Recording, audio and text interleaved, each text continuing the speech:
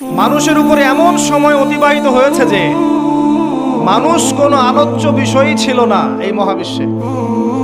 এই কথাটা আমি আপনাকে বলতে চাচ্ছি এতগুলো বড় ভূমিকা করে। মানুষ এখন পৃথিবীতে যা করছে, রক্তপাত ঘটাচ্ছে, ফাসাদ সৃষ্টি করছে, আল্লাহ দ্রোহী আচরণ করছে, আল্লাহকে অবজ্ঞা করছে, রাসূলকে অমান্য করছে, নামাজ পড়ছে না, যাকাত দিচ্ছে না, যা ইচ্ছা তাই করছে,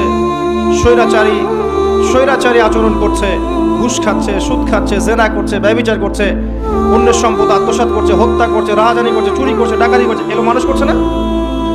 মানুষের আচরণ দেখে মনে হচ্ছে পৃথিবীতে মানুষই সব, আর কিচ্ছু নাই। কিন্তু আল্লাহ পাক কোরআনে বলছেন এমন সময় চলে গেছে তোমাদের উপরে, তোমরা কোনো আলোচ্য বিষয় ছিলে না। নিজের অবস্থান কত ক্ষুদ্র বুঝতে পারছেন? এই মহাবিশ্বে আমাদের অবস্থান কত ক্ষুদ্র।